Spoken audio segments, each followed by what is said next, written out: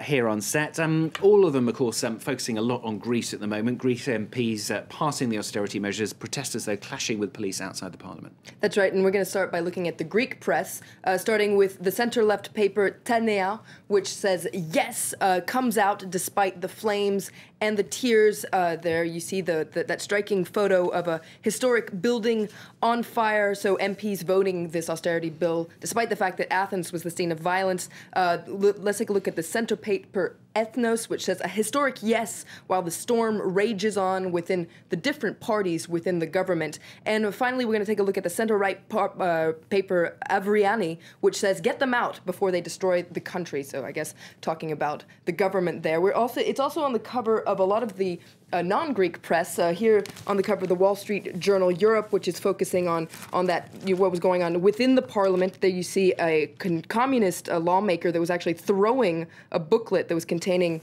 the new bailout deal in parliament. That now a lot of the papers are also focusing on what was going on in the streets. Here, the International Herald Tribune, there you see a photo of a protester clashing with the police there. And finally, we're going to take a look at how the Chinese papers are seeing what was happening in Greece as well with a cartoon. There you see Greece that's tightening its belt. It looks very uncomfortable as the Eurozone watches on. It looks like it's some sort of a competition. The Eurozone is voting there, and Greece looks very uncomfortable. It doesn't seem like it can tighten its belt very much more. Yeah, slightly easing off needed there anyway. Moving on to another story, a lot in the papers as well about the latest situation in Syria.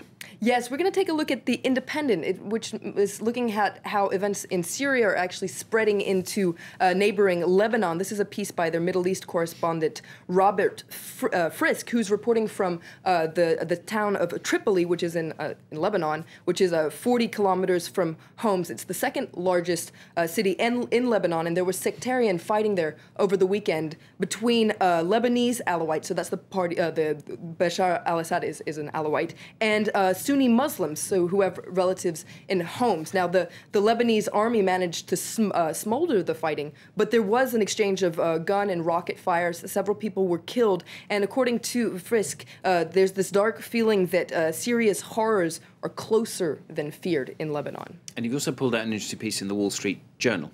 Yes, and this is by a piece by Faoud Adjami from Stanford University, he's trying to tell Obama how he should react to this Syrian dilemma, as he calls it, because he's critical of Obama for being passive in the face of this rampant terror. And he says, we've already been here before in the past. We've already, seen this exaggeration of power by these regimes that are abusing of their power when a deterrent power would put an end to this situation. And he says that Obama should consider maybe acting how Bill Clinton did in 1999 during the Kosovo crisis. And at that time, Clinton unleashed the powers of NATO, damaged Serbia's economic and military infrastructure, and all this outside of what he calls the suffocating confines of the UN Security Council and without courting Russia. Now, according to this article, Obama has a similar opportunity to stop this killing of innocents. And to quote the article, he says, we could, with some moral clarity, recognize the Syrian National Council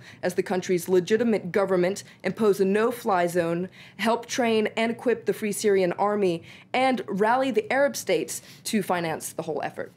And finally, a lot of coverage as well, of course, tributes as well to Whitney Houston. Yes, she was a global pop star, and the world is mourning her. We're going to start by looking at Apple Daily, which is a Taiwanese paper. I Will Always Love You. There you see the cover there, paying tribute to the singer. Well translated. Well translated. You see. There's a Danish national daily called Berlingske Whitney, Her Life Back and Forth. It's also on the cover of the Turkish newspaper Hurriyet, who claims to have the last photo of Whitney Houston. Here in France, Whitney Houston is on the cover of Libération, Les fausses notes d'une vie, a pop star's life out of tune. A lot of papers are focusing on the highs of her life, but also the very low points in her life. And a lot of, for instance, an article in The Independent has a lot of reactions to her death. For instance, her godmother, Aretha Franklin, who said, "I just can't talk about it." Rihanna, who tweeted, "No words, just tears." She was an icon who influenced a lot of today's pop stars like Beyonce, Lady Gaga, and she was hoping to make a comeback this summer, tells us The Independent, with 2 songs